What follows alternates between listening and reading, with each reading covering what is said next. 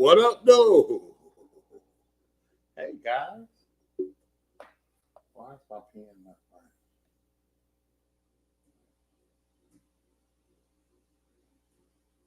I thought that was my pen number. I'm looking for my old computer. What's up, man? It's your boy. Go and see Spaceship Awaits the Incredible back for another edition of In This Corner. My Raw recap. Pro Wrestling with a Kick. I talk all things wrestling Monday nights. I know a lot of y'all don't be watching wrestling like that, but I do. So I'm happy y'all here with me. Raw was from Green Bay, Wisconsin.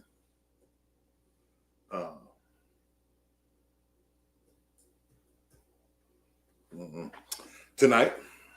And the show, to me, seemed like it went by fast. Did y'all watch it? It would seem like it went by really fast tonight. Come in. It starts with Liv and Dom getting to the ring. And it ends with Seth, Jay, and Cody. And a lot of shit happened in between. Speaking of Liv, we hope she's okay. They said she dislocated her shoulder probably within the first minute of the match with her and Kairi Sane, where they had to stop the match. So hopefully that was good. So let's start off. And Liv and Dom come out. Corey Graves was at Raw. Pat McAfee wasn't there. It was good to see Corey Graves. And Liv got a lot of heat, right? A lot of heat. And I forgot. It's been a long time since Dominic Mysterio has been in front of a crowd doing a promo. Most of his promos have been backstage segments. So for him to get out there and get those same boos, he still hated. We love Dom, but he still hated. They recap what happened last week. And I say to myself, like, Nikki was kind of stupid. After Liv got her, you walk back in that ring and get boom, oblivion, like real quick. Like, you should have saw that coming, player. That's your fault. Nikki Bella was not on Raw tonight, but there are rumors that she will be teaming with Rhea Ripley to take on Liv and Raquel at Evolution, which I don't know. We will see. I'll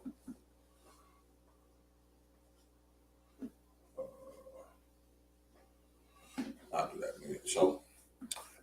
So she comes out, Liv comes out, talks mess. She calls out Io Sky. Io Sky has not wrestled pretty much since WrestleMania, has not defended her title. So it was good to see Io. And Io comes straight out. Io she ain't about that act. She ain't about all that talking. She did her talking, but she said, listen, you're going to have to earn this, or do you plan on stealing it like you stole Dom? Which got big pops. The crowd tonight was good. The crowd of a show makes the show good. When you have a show and the crowd seems boring, it makes it go dead. But tonight, the crowd was hot for everybody who was out there. And so Io is still over. And Io, eventually, Dom tells her she should just give Liv the title. She says, okay, here you go. And then, boom, she beats up on Liv a little bit. So they're teasing a Liv-Io match very soon. But this is the thing about wrestling that I like now. In AEW, TNA, and WWE, which are the main three. And New Japan, but I haven't watched that as much. A lot of the feuds are interwoven within each other. And I like that you don't know who Io's going to face at SummerSlam. She could face a Rhea. She could face a Stephanie. She could face a Liv. She could face an Asuka. She could face whoever comes out of the King of the Ring, Queen of the Ring tournament. You just don't know. You got Liv with Io and Rhea and Nikki, and you have Bayley and Lyra and Becky. You have a lot of interwoven feuds. Even with the men's side, you got Cody and Jay and Sammy and Seth and Punk and Cena and Truth. You have so much going on right now, you can't really tell. And there was a time in wrestling where you could tell who was going to fight next, who was the next person. Now you really can't tell. And I kind of like that. Asuka returns. It's been 13 months. You had the women's fatal 4-way. Was it just me? Or did anybody else notice how Stephanie was looking at Asuka when she got in that ring? Stephanie didn't really like her taking her thunder like that. Stephanie likes being the new shiny toy. And with Asuka coming back and Asuka having that dark face paint and stuff, she's the new shiny toy right now. And she won a great match, a very good match. So I like that. Raquel was about to win with the Tejada Bomb. And just like she cost Rhea last week, Rhea cost her, gave her a riptide on the outside. So either we're going to get the Raquel-Rhea singles match, which keeps Rhea out of the title match, or we're going to get that tag match. But more than likely now, we're going to get Rhea and Raquel in some type of feud, which I like. They need to have a feud. They've offshoot it, they've off-put it, but they haven't really had a feud. Asuka wins with the rear view. And Michael Cole called it the Asuka Impact. No, nigga, it's the rear view. It's Naomi Smooth. Stop playing. Ivy now actually looked good in this match as well. I in the middle of the match, I was like, Ivy might get cut soon. Because she's just not, but she looks good. And I think with a little bit more reps, a little bit more time, she can make her presence felt. Then in the back, you have Judgment Day. You have JD McDonough fighting AJ Styles tonight. Liv came in there and she said something to Raquel. And she kind of got upset because Raquel was still hurting from her injuries. And Finn was just instigating and starting shit. He talked to Roxanne, said, Liv said she don't want no help, but let's go help. Let's go do what we do. Finn tells Dom he needs to be out there with JD during his match. So we're going to have JD McDonough and AJ Styles tonight. Gunther comes out. He tells Stephanie, I'm right here. You said I'm going to borrow time, you the money in the bank, cash in, here we go.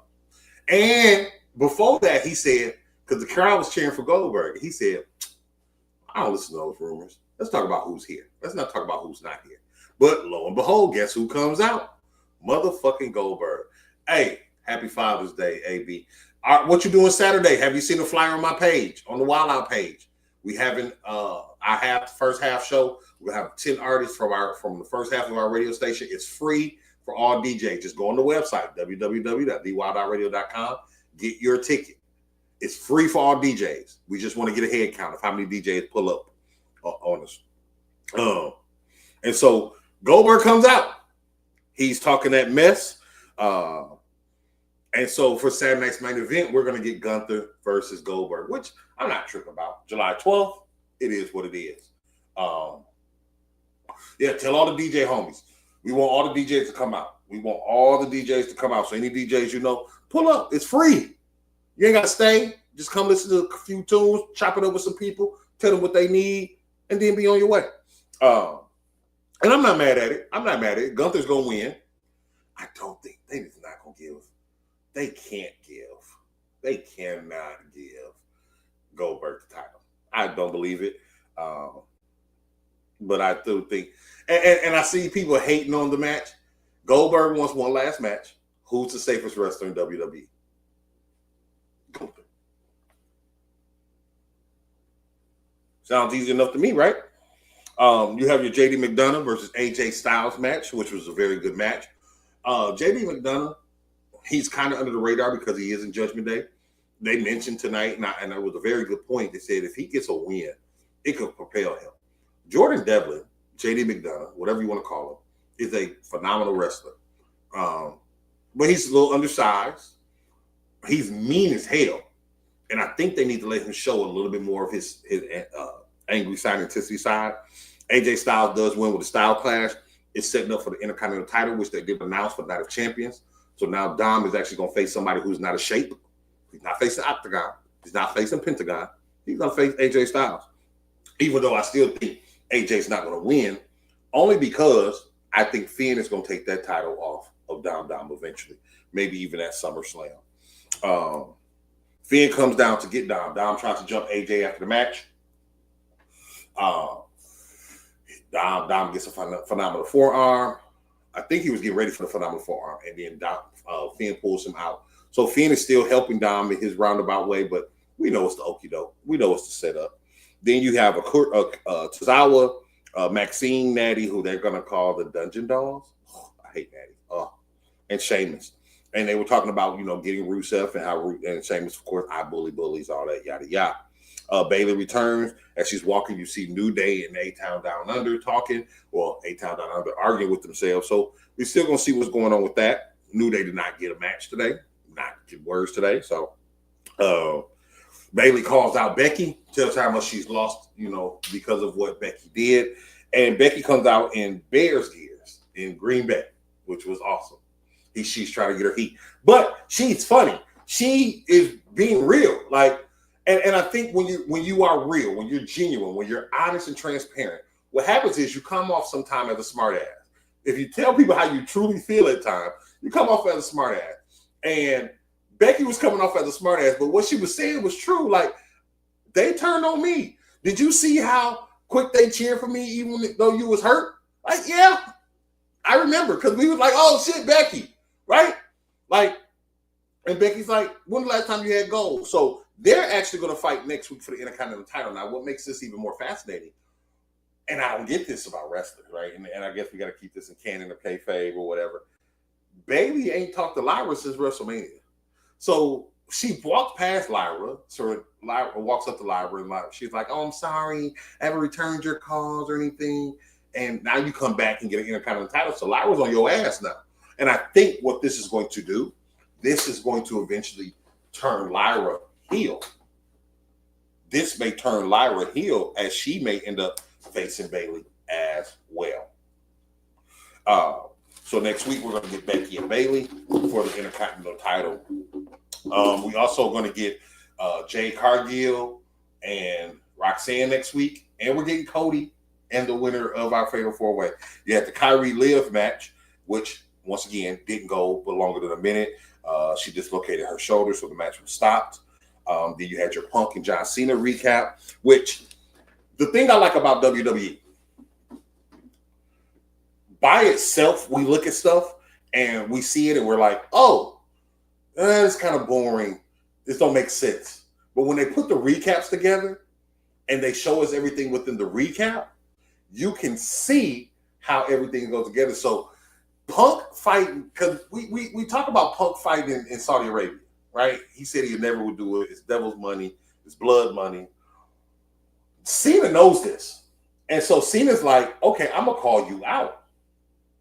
Either if you want to fight me, you're going to have to go here. And Punk is like, I will follow you to the depths of hell to take that title off of you. So it's kind of explaining why he's doing Saudi, because Punk said he would never do Saudi.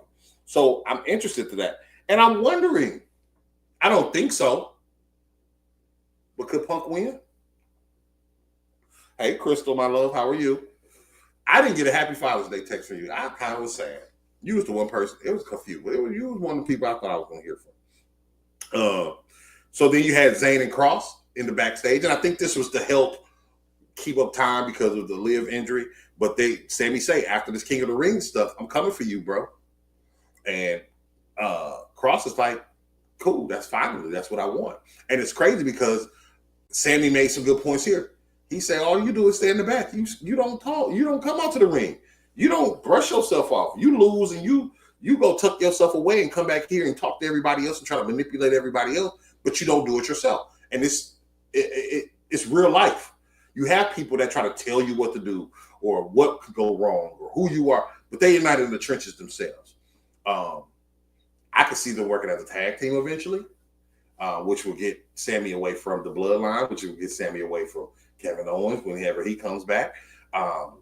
But I can't wait. I want to see Karrion Kross in action. I want to see him wrestling. Then you had your final four. Your last Fatal 4-Way with Uso, Rusev, Bronson Reed, Sheamus. Bronson Reed does come out with Heyman.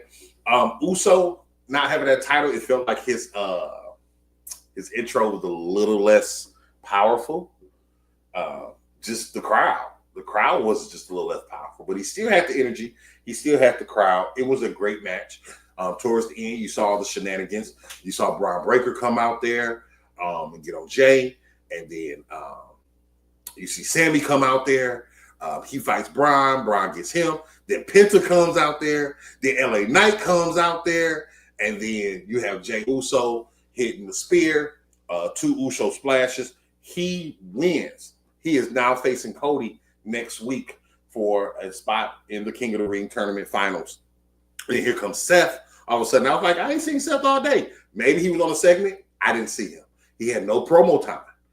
I like that. You don't need everybody on the show every week. I think we've gotten too freaking spoiled with wrestling. But here he comes. Then Cody comes out. Cody just be there. Cody just be at every wrestling show. Cody don't care what wrestling show it is. Cody is just there. When Cody comes out, they stare down. They even get a "This is awesome" chant, which makes me feel, what if Seth and Cody fight?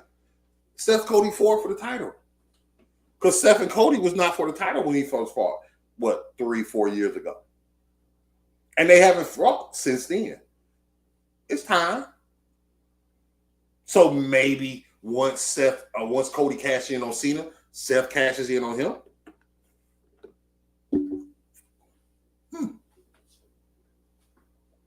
I don't know. I don't know if Cena. I don't know if Uso. I don't think Seth is going to cash in on Gunther. Right?